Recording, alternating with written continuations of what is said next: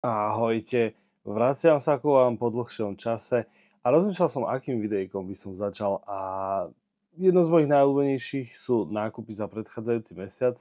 Tak tu máme, čo sa nám podarilo získať za mesiac október a ja by som začal spredu. Tu sú dva staršie sety a tento Batman 76053 a veľmi dlho som po ňom túžil, najviac sa mi na ňom páči jednak minifigurka Deadshota a takisto obidve motorky vyzerajú veľmi dobre, čiže práve preto som sa pre ňoho rozhodol a veľmi sa mi páčila aj cena, ktorá bola. Tuším, že ma vyšlo na nejakých 30 eur, čo je viac než stál, ale stále fajn.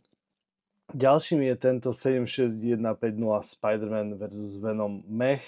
A nie som až taký veľký fanúšik mechov, ale samozrejme máme tu Venom mecha. Páči sa mi na ňom, že má 4 ruky. Najviac sa mi páči figurka Spider-Man Noir. A takisto stíhačka, je to proste divné, hej. Samotné stavby v tomto sete sú divné, nedávajú veľmi zmysel, ale je tam Spider-Man Noir a podarilo sa mi ho uchmatnúť asi za 30 alebo 30 až 40 eur, čo je veľmi dobrá cena na dnešnú dobu. Je to starý set, ktorý sa už nevyrába. Tak to bolo veľmi fajn.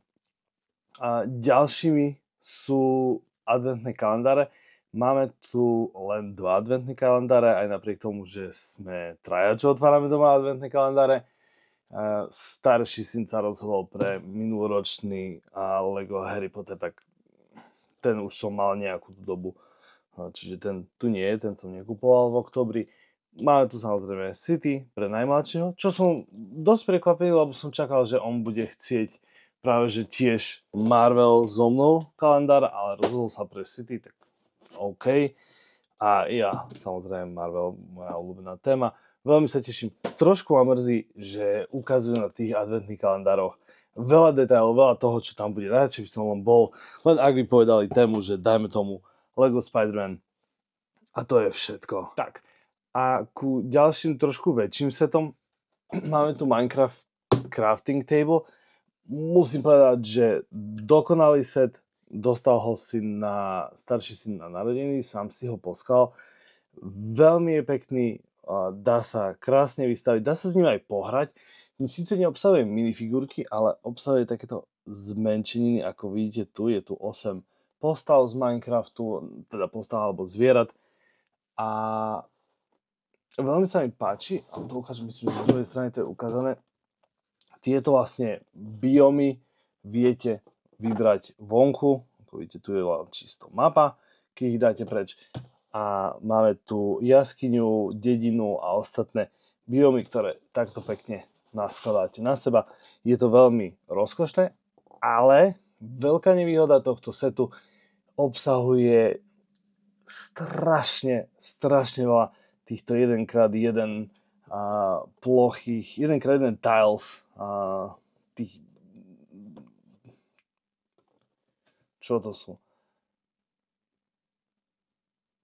Obsahuje strašne veľa tých 1x1 dláždic a veľmi som mal problém s tým len sledovať syna, ako ich tam dáva a on ich neupravuje až tak do detailu, aby boli presne rovno, aby bolo to všetko krásne.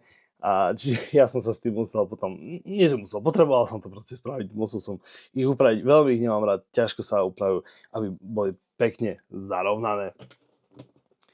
Čo sa týka ďalšieho setu, Transformers Bumblebee, tento sa mi veľmi páčil a nie som až taký obrovský fanúšik Transformerov, ako dieťa som ich samozrejme pozeral a mal som nejaké tie hráčky.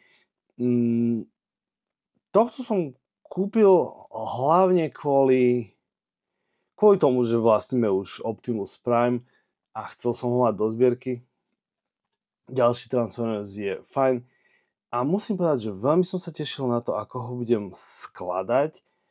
Aj to skladanie bolo celkom príjemné, dobrý zážitok, veľmi zaujímavé techniky, ale už finálny produkt trošku mi vadil. Akože klobúk dolu ku tým dizajnerom, ktorí sa s tým potrápili a fakt dokázali to, aby sa dal preskladať z robota na auto a naspäť. Nie je to ani nič až také komplikované, ale vadí mi na ňom dosť veľa dielikov, ktoré voľne odpadávajú, alebo ako to mám nazvať. Proste sú, či už je ako robot, či už je ako auto, sú tam určité, ktoré nedržia až tak poriadne a pri hraní sa dosť rozpadáva, hlavne keď decka sa s ním hrali. Tak a posledný dvoma vecami nie sú to Lego sety, ale Lego knižky. Táto Marvel charakter encyklopédia s exkluzívnym kapitánom Amerikom. Neviem, zbožňujeme proste tieto knihy, veľmi radi sa na ne pozeráme, aj chlapci, aj ja. A takisto Lego Star Wars, nie som až taký obrovský fanúšik Star Wars, veľmi sa mi páči minifigurka Darth Maul, ktorú priložili k tejto knihe.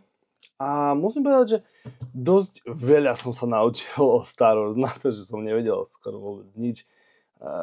Je tu pekne opísané akože detaily aj ku postavám, aj ku dejinám alebo tej histórii Star Wars, čo sa tam dialo a tak ďalej a tak ďalej. A veľmi sa mi páčili, sú tam asi dve také strany, kde ukazujú, toto je jedna z nich, tu nás sú First Order Troops a takisto niekde predtým sú aj Clone Troopery, kde sú opísaní každý jeden, ktorý je aký, a zaradenie, a hodnosti a tak ďalej, ale asi nenájdem tú stránku. Ja vám veľmi pekne ďakujem za vašu pozornosť. Nezabudnite na odber a vidím sa pri ďalšom videjku. Čaute.